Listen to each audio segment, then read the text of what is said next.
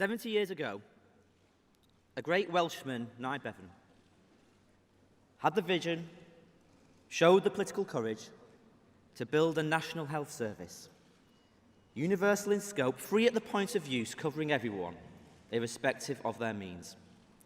The Tories fought it tooth and nail, but working men and women refused to give up the struggle, and so a national health service was established. Not because it was inevitable, it was established because of Labour.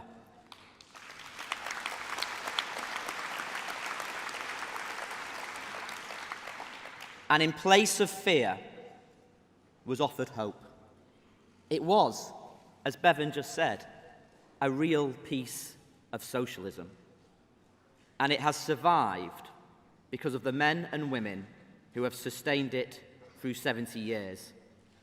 So let us conference, in this, the 70th anniversary of the NHS, let us conference thank the nurses, thank the midwives, the surgeons, the doctors, the dentists, the junior doctors, thank the paramedics, the patient transport staff, the psychiatrists, the health visitors, the school nurses, the OTs, the ODPs, thank the pharmacists, the pathologists, the radiologists, the lab technicians, thank the porters, the cleaners, the catering staff, the assistants, the clerks, the medical secretaries.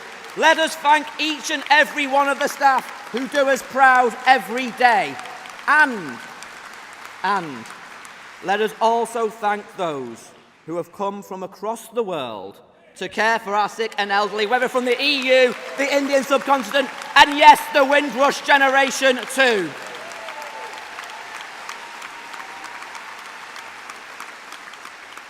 But instead of hope, there is again today fear.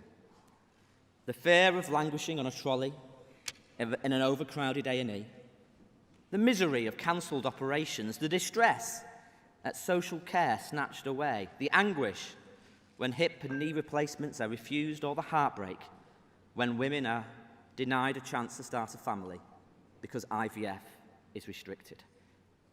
8 years of Tory austerity mean growing waiting lists, beds cut, communities losing services, hospitals forced into a fire sale of land. 8 years of austerity sees hospitals crumbling, equipment breaking down. Austerity has meant we are so short of midwives that last year, half of maternity units shut their doors at some point to women in the throes of labour. Understaffing is so chronic, they are now even saying you'll need to book an appointment to go to A&E. I mean, how out of touch? What part of accident and emergency do these Tories not understand, conference?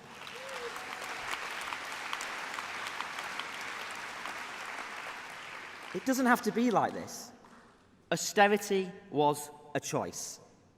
So in place of fear, it falls to Labour to offer hope again.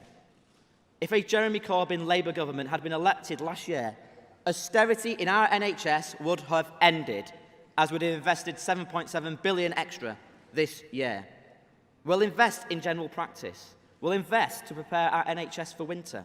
We'll establish a national care service, and to ensure we have the most up-to-date, life-saving technology and equipment, we'll invest £10 billion extra in infrastructure too.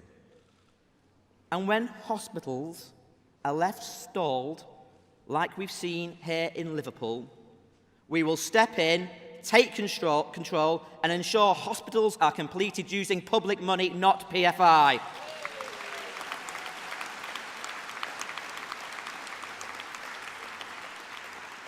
Now, NHS staff, they care for us in times of most desperate need. It's time we cared for NHS staff properly. We will deliver fair pay now and always based on collective bargaining. We will safeguard the rights of all NHS and social care staff from the EU and end hostile restrictions on international recruitment. We will expand training places, and yes, we will bring back the training bursary for nurses and midwives as well.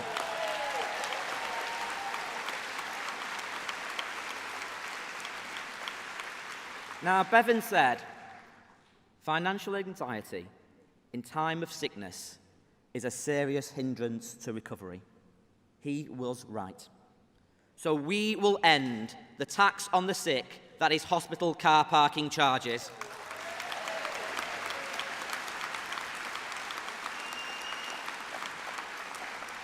And for hospital patients bedbound, sometimes for weeks on end, whose main comfort is the television, it's a disgrace they can be charged £35 a week just to watch TV.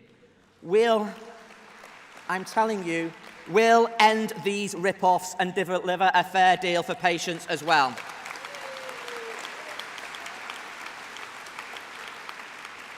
And you know, children and young people with cancer often have to travel far for specialist cancer care. But when your child is facing cancer, you shouldn't have to worry about paying for the train tickets or petrol just to get to the hospital. So I can announce today, a Labour government will cover the costs of travel to and from hospital for cancer treatment for children. It's the least we could do.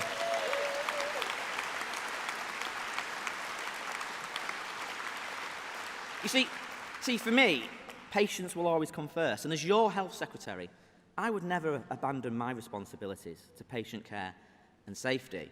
And by the way, I certainly wouldn't be pushing an untested private health app like this new health secretary is doing. It's so irresponsible, Conference. Because we know privatisation puts patient care at risk. Privatisation means patient transport services run by companies that leave patients stranded. Privatisation means GP out-of-hours services that aren't available out of hours. And it means a failing hospital cleaning contract that led to infectious waste flowing through a children's ward. And it means Virgin Care suing our NHS. Now, I don't know if Sir Richard Branson follows the proceedings of the Labour Party conference. But I know this: Richard Branson and his shareholders should give that money back to our National Health Service.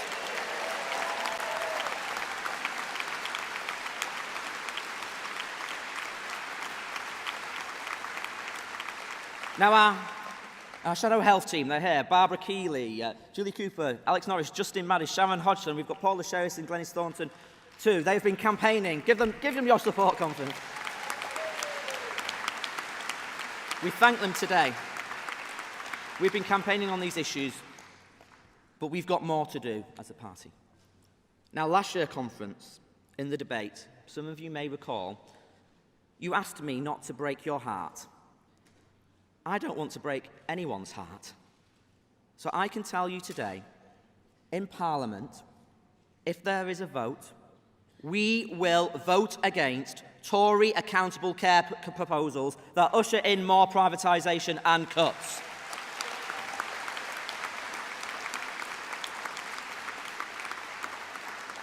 And the next Labour government will end privatisation, will end PFI, we will repeal the Health and Social Care Act, and yes, we will bring forward reinstatement legislation as we begin the process of renationalising our National Health Service.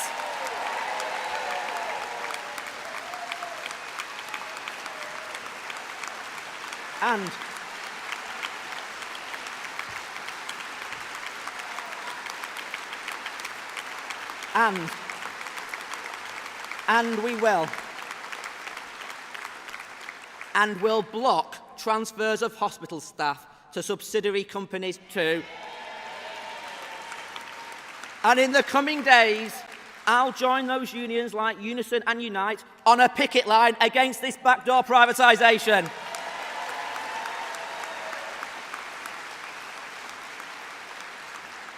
Now,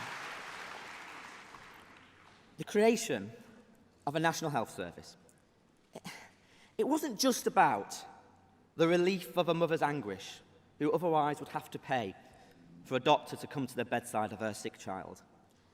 It was about something really, really fundamental: equality. And yet today, after years of austerity, health inequalities are getting wider. Advances in life expectancy are stalling. In some of our poorest areas, it's going backwards. In our most disadvantaged communities, we see the greater prevalence of diabetes, cardiovascular disease, cancers, and stroke. And we know a child born into poverty and deprivation is more likely to be admitted to hospital, to leave school obese, to suffer poorer health outcomes throughout life. Place of birth too often determines length of life. We shouldn't settle for that. So a Labour government will establish a specific target to narrow health inequalities. And rather than cutting prevention budgets, we will fully fund public health provision, including sexual health services and drug and alcohol addiction services too.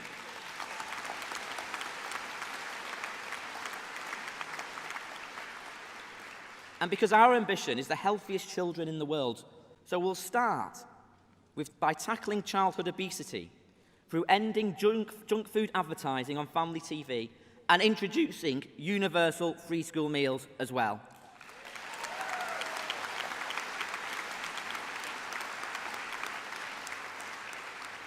And to support parents and babies, we'll recruit more health visitors and invest properly in perinatal mental health services too.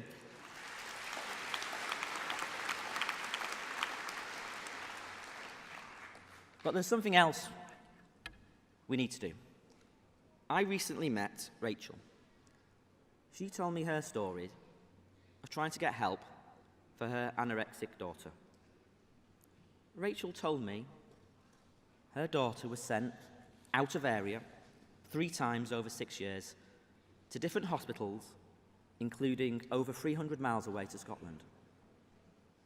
She told me care was always inconsistent in a mental health system fragmented, understaffed, cut back, suffering from years of neglect.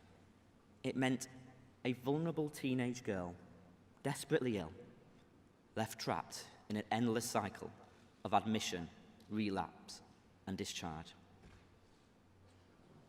I'm a father of 2 girls, and I'm not ashamed to admit to you that I cried listening to her story. I won't allow families to be let down like that. So we will fully fund child and adolescent mental health services. We'll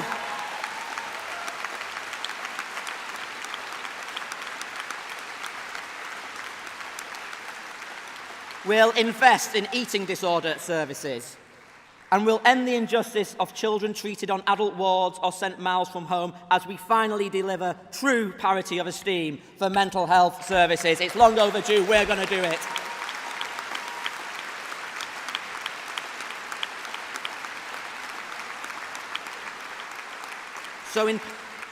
So in place of fear, we offer hope again. And if anyone doubts it, if anyone questions us, let the message from this conference be clear.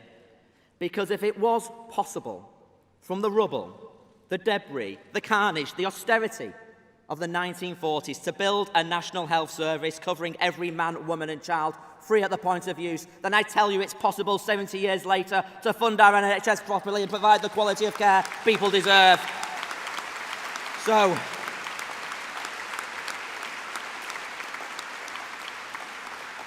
let us face the future. Yes, in place of fear, we offer hope. In place of fear, the hope of a rebuilt National Health Service. In place of fear, the hope of a Labour government for the many, not the few. Thank you.